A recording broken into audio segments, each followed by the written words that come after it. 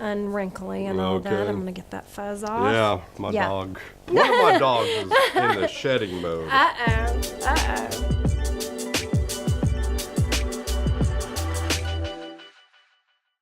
Welcome to Lifestyle Profiles. I'm Wendy McGowan Ellis, and today our guest is from the city, John Lettellier. John, welcome. Thank you for being here today. You're welcome, Wendy. So John is the Development Services Director at the city, but before I hear about that, I want to know about you, how long you've been in Frisco, and just what's your background here?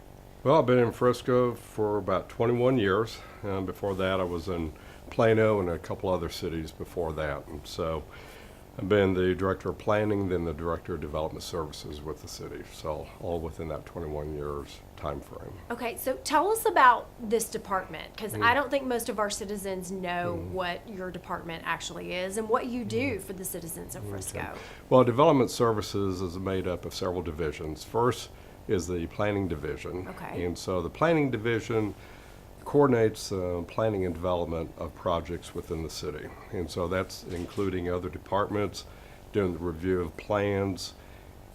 Other departments that's involved is fire, police, building inspection, engineering, and traffic. But when you see development within the city, it's been reviewed by so many other departments because we've got to make sure that accessibility is there for fire department. So when they respond to emergencies, everything's in place for it. Engineering services, making sure that water and sewer is there for everyday needs as well as emergencies when the fire department needs it.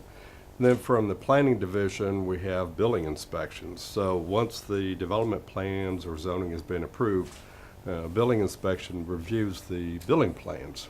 And they also inspect the buildings to make sure that they're code compliant. So we spend most of our lives in buildings, talking about homes, talking about offices. They're making sure that those buildings are safe for the occupants. Then we have the Health and Food Safety Division, and they're primarily responsible for inspecting food establishments. So when you go out to eat, we haven't had any cases of like foodborne illnesses or anything like that, but they do a good job working with restaurants. So when you go out to eat at a restaurant in Frisco, you can have confidence that they've been thoroughly inspected. The second part they deal with is the West Nile virus. And so we're getting into that. Right, that season again. Yes. So we work with a contractor that monitors the sites. They're more responsive. What we used to do was send the samples down to Austin, but by the time we got responses back, it was like a week after too that. late, right. And by then, those mosquitoes that may have been infected are long gone. So as soon as they get a positive, and then they coordinate the spraying of particular sections of the city. And then we have code enforcement, and code enforcement ensures that properties are maintained to code, trying to preserve property values.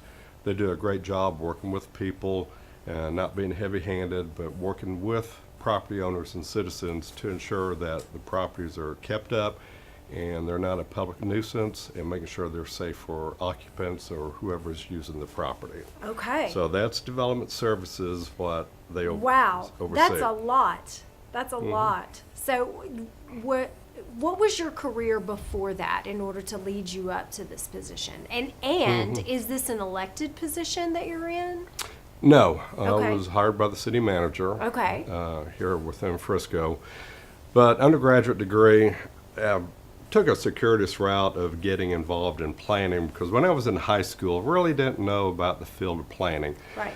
Started off in architecture, and I wasn't quite sure I want to make that commitment but behind a desk, and then I just happened to stumble upon planning when I was at Indiana State, so I got a bachelor degrees in urban regional studies, planning, and then I went to the University of Texas at Arlington, got my master's in city and regional planning, and then started working for cities. And then with the work I had been involved with in Plano, and Plano was a fast-growing community. Yes.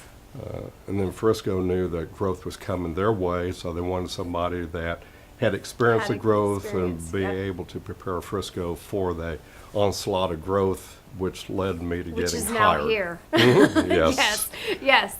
So A lot of announcements have happened over the last year. Mm-hmm. UNT, PGA. Can you disclose any other fantastic things that are coming soon, or at least give Well, us hints? I can only discuss what's actually been submitted to the city. Okay. Because everything before, outside of that, they may or may not happen. So That's you don't want true. to get people excited That's or true. upset about something. But Okay.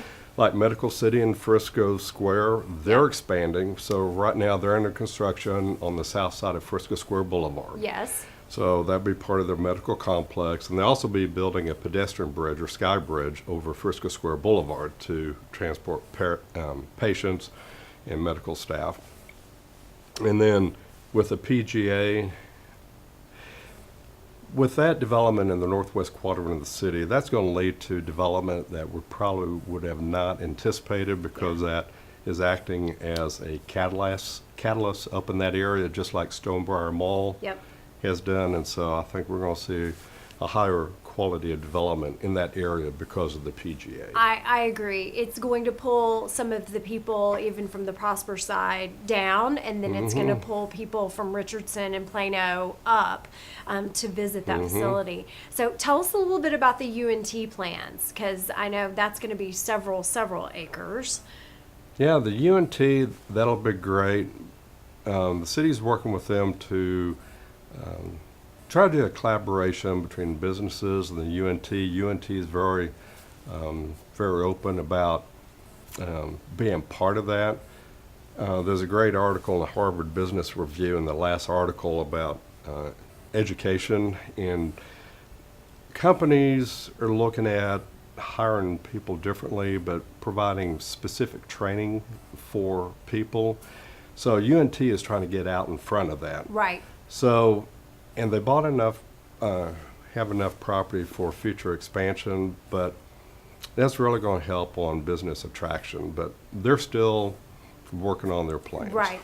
Well, it's not for several years that they're gonna, That's- Yeah. launch. And So. just like any other university, they're going to be expanding over time. Exactly. So it'll just be further growth in the future.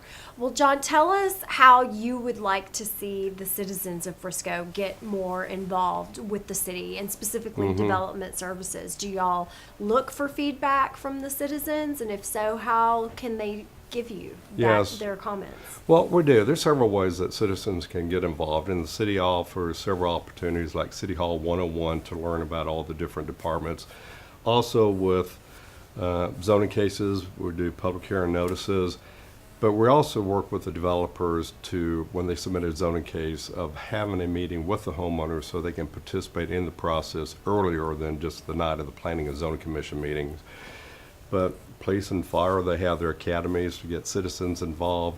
Month of July, anybody that's out there that's interested in being on a board or commission, that is the time to file their application. That's right. And then city council makes their selection either in late August or September, because those seats or positions will be filled for starting in October. And they're coveted.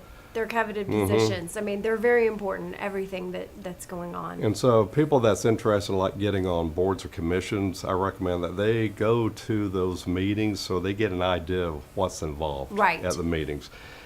But, you know, anytime that somebody's interested about a project, you know, give myself or a member of my staff a call, get the facts, what's going on with the Yes. case, because we deal with a lot of misinformation. Yep, I'm sure. Well, one of our best and most experienced leaders here in Frisco, John Lettellier. John, thank you so Okay. much for being here with You're us welcome, Wendy. today.